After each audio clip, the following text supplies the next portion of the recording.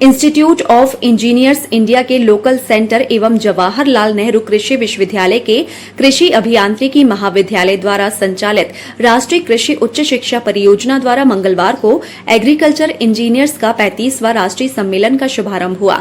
उन्नत कृषि और उद्यानिकी हेतु उभरती तकनीकी विषय पर आयोजित 2 दिवसीय राष्ट्रीय संगोष्ठी में देश भर के कृषि वैज्ञानिक और शोधार्थी छात्रों के अलावा स्थानीय प्राध्यापक एवं कृषि इंजीनियरिंग छात्र शामिल हैं, जो अपने रिसर्च पेपर एवं कृषि इंजीनियरिंग के इनोवेशन पर प्रेजेंटेशन देने पहुंचे। आप लोगों को मालूम है या नहीं, बहुत हम कहते हैं जो फूड में ये हो गया, फूड में ये हो गया, हम तो एक्सपोर्ट कर रहे हैं, डेयरी में कर रहे हैं।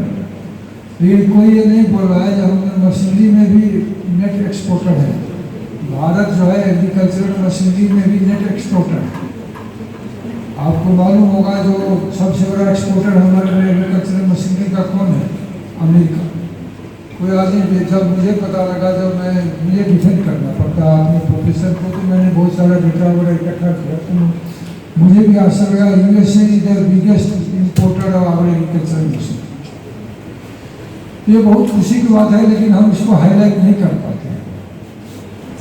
ग्रीन रिवॉल्यूशन हुआ, देश को बचाया, और देश को जैसे राजू चौधरी ने अभी बताया है काम में, इन्होंने क्या 40% प्रोडक्टिविटी बढ़ गया। और मैं ये कहता हूँ कोई नहीं बोलता। अभी एक मीटिंग में मैं अटेंड कर रहा था और बहुत बड़े नामी लीडर्स थे, उन्होंने बोला इंजीनियर्स अपने काम को हाईलाइट नहीं करते। यदि एक थ्रेशर ग्रीन रिवॉल्यूशन के टाइम में नहीं होता तो सारे ग्रीन रिवॉल्यूशन जीरो हो जाता, क्योंकि उस टाइम में इतना मानसून होती थी 60-70s में, जो भले ही हाथ से आप काट के ले आते हो खलिहान में तो सड़ जाएगा सारा गेहूँ। यदि एक थ्रेशर नहीं होता तो सारे ग्रीन रिवॉल्यूशन नहीं होता। ट्रेनिंग की कोई फैसिलिटी नहीं है, तो हमने अभी भोपाल में इंदिरा गांधी राष्ट्रीय उड़ान एकेडमी अमेठी जो हवाई जहाज के पायलट्स तैयार करते हैं, हमने उनके साथ एमओयू किया। परसों से वो ट्रेनिंग हमारी भोपाल में शुरू हो रही है। दूसरा हमने जबलपुर के लिए किया है, प्रदेश को देखते हुए, वो हमने अन्ना यूनिवर्सिटी चेन्नई के साथ किया है, और वो हमारा डीजीसीए के एंड पे थोड़ा अंडर प्रोसेस है, और बहुत जल्दी हम 1-8 महीने में जबलपुर में भी ड्रोन पायलट की ट्रेनिंग शुरू करेंगे। ये इसमें एक चीज़ और मैं बताऊंगा कि पूरे देश में 50 से 60 हज़ार रुपये की फीस ली जा रही है ड्रोन से। हमारा जो मॉडल है, जब हमने उनसे इन संस्थानों से कहा कि हम पूरी सुविधाएं आपको निःशुल्क देंगे, हम आपसे वो नहीं है चार्जेस, आपको ट्रेनिंग के लिए आ जाओ, तो उन्होंने स्पेशल रेट मध्य प्रदेश को 30,000 रुपये का दिया। उस 30,000 के रेट पे हमने ये निर्णय लिया कि 50% की सब्सिडी सरकार देगी, और जो यूथ है हमारा उससे केवल हम 15,000 रुपये देंगे। तो 15,000 रुपये का जो शुल्क है वो पूरे देश में इससे कम कहीं पे भी नहीं है।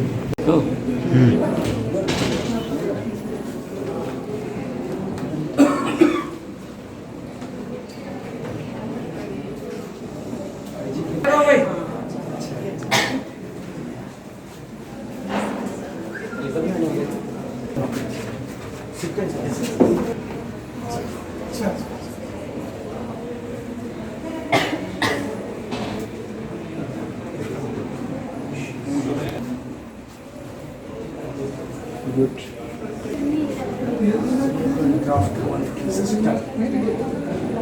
इस R&D के प्रोजेक्ट में सॉइल हेल्थ इम्प्रूवमेंट के उसमें काम करेंगे। दूसरा, हमारी लैब्स, हमारे पास इम्प्लीमेंट्स की थोड़ी कमी थी, उस जगह हम लोगों ने देखा है। तो मैं यहाँ आने के पहले मंगलवार से शुरू ये 2 दिवसीय राष्ट्रीय संगोष्ठी में सुदूर संवेदी तकनीक एवं GIS का कृषि में उपयोग, उद्यानिकी में संरक्षित कृषि, उन्नत नर्सरी प्रबंधन और यंत्रीकरण, भूमि एवं जल संरक्षण, सिंचाई में उन्नत तकनीकें, ऑटोमेशन एवं artificial intelligence, AI, internet of things of drones का कृषि में बेहतर इस्तेमाल सहित कृषि इंजीनियरिंग के क्षेत्र में अनेक इनोवेशन पर विचार विमर्श किया जा रहा है। आज ये 35th नेशनल कन्वेंशन हो रहा है एग्रीकल्चर इंजीनियर्स का जवाहरलाल नेहरू कृषि विश्वविद्यालय में। इंस्टीट्यूशन ऑफ इंजीनियर्स की तरफ से ये कार्यक्रम है।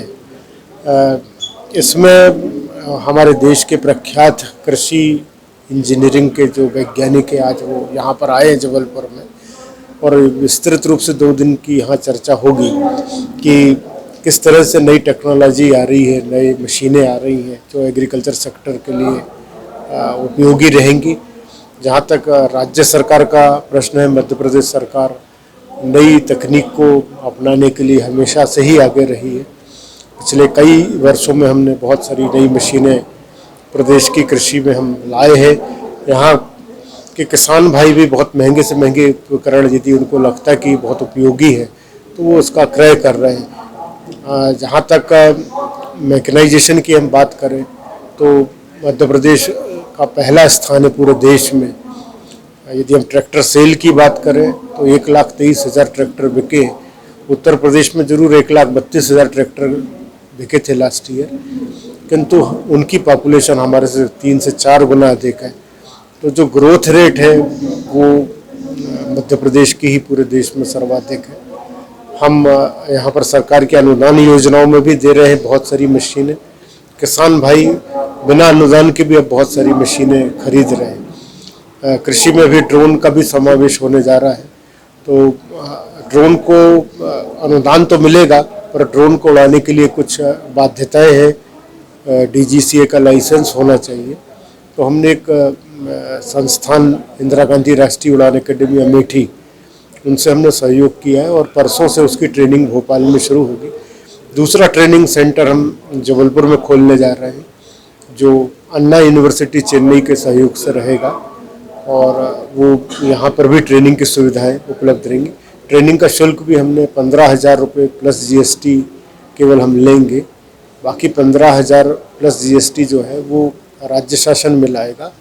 ये जो शुल्क है ये पूरे हिंदुस्तान में सबसे न्यूनतम है। औसतन पूरे देश में 50,000 60,000 रुपये का शुल्क लिया जा रहा है। तो मध्य प्रदेश में ये सबसे कम दर के ऊपर हम ड्रोन पायलट तैयार करेंगे और प्रदेश की कृषि में इनका उपयोग करेंगे। यहाँ पे ग्राउंड वाटर पोटेंशियल जोन्स पे काम हुआ है। सैटेलाइट इमेजेस लेकर लैंड यूज लैंड कवर पे काम हुआ है, और बहुत सारी चीज़ें रिगार्डिंग रिमोट सेंसिंग GIS उसको प्रोसेस करके कैसे कैसे इमेजेस निकाले जाता है, उस पर कौन सा काम किया जाता है, ये सारी चीज़ें यहाँ पे पूरे पोस्टर्स में दिखाई गई है। हर एक के एस्पेक्ट्स अलग है। हर एक जन अलग अलग यूनिवर्सिटी से आए हैं और अपना अपना पोस्टर्स दिखा रहे हैं। जैसे कि ग्राउंड वाटर पोटेंशियल्स है, और काफ़ी सारे डिमांड्स वाटर सप्लाई उसमें कैसे आते हैं वो दिखाया जा रहा है, और डिफरेंट क्रॉप्स कौन से लिए जा रहे हैं वो दिखाया जा रहा है।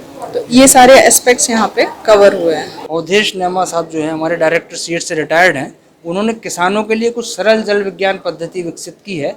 जल विज्ञान यानी जल का धरती पे आना और फिर उसका प्रबंधन, उसको हम कैसे संभालें, ये सारी चीज़ें किसान के लिए जानना बहुत ज़रूरी होती हैं।